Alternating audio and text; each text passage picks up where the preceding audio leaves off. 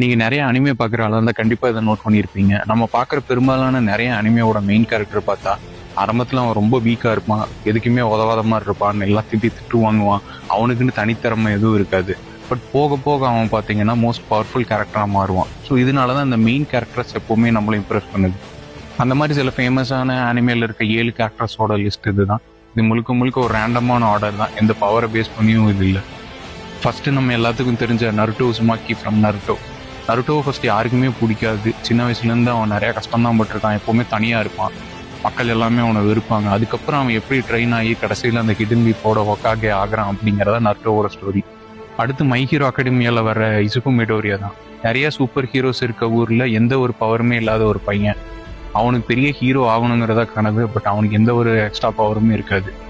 ஆல்மைட்டுங்கிற ஒரு பெரிய super hero தன்னோட பவரை இவனுக்கு கொடுக்குறாரு. அதுக்கப்புறம் இவன் அந்த பவரை யூஸ் பண்ணி எப்படி ஒரு பெரிய ஹீரோ ஆகிறான் அப்படிங்கிறதா மிடோரியாவோட கதை.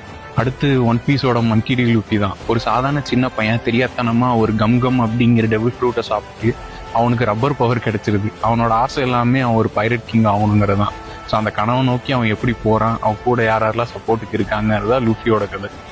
அடுத்து பீச்சில் வர இச்சிகோ குரோசாகி தான். ஒரு சாதாரண மனுஷனா இருக்கவன் எப்படி கஷ்டப்பட்டு சில பவர்லாம் எடுத்து அவன் ட்ரெயின் ஆகி ஹைபிரிட் வாரியரா மாதிரி ஐசன் மாதிரி ஒரு காட் லெவல்ல இருக்க பர்சன் கூட ஃபைட் பண்ணி எப்படி ஜெயிக்கிறான் அப்படிங்கிறதான் இச்சிகோவோட கேரக்டர்.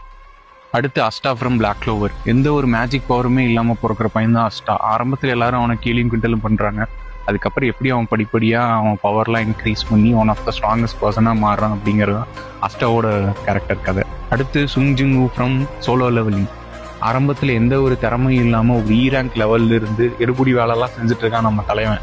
அதுக்கப்புறம் அவன் வாழ்க்கையில ஒரு திருப்புமுனை வருது, அவனுக்கு சில பவர்லாம் கிடைக்குது. அதுக்கப்புறம் ரேங்க் ஹண்டர்ஸேவை தாண்டி அவன் என்னென்னலாம் பண்றான், எவ்வளோ பவர்ஃபுல்லான ஆளா மாறுறான் அப்படிங்கிறதான் தலைவனோட கதை. அடுத்து Komodo Tanjiro from demon slayer. மொத்த குடும்பத்தையும் கொண்ட ஒரு டீமனை பழி வாங்க சாதாரணமா இருந்த ஒரு பையன் எப்படி ட்ரைனிங்கெல்லாம் எடுத்து ஒரு டீமன் ஸ்லேயரா மாதிரி அந்த டீமன்ஸ்லாம் எப்படி வேட்டையாடுறான் அப்படிங்கிறதா டான்ஜிரோவோட கதை. ஸோ இந்த லிஸ்ட்ல உங்களுக்கு பிடிச்ச மெயின் கேரக்டர் யாரு, இல்லை வேற எந்தெந்த கேரக்டர் வீக்கஸ்ட் டு ஸ்ட்ராங்கஸ்டா மாறின கேரக்டர்ஸ் யாராவது இருந்தா அது எல்லாத்தையும் கமெண்ட்ஸ்ல சொல்லுங்க. இந்த வீடியோ பிடிச்சிருந்தா லைக் அண்ட் ஃபாலோ பண்ணீங்க. பாய்.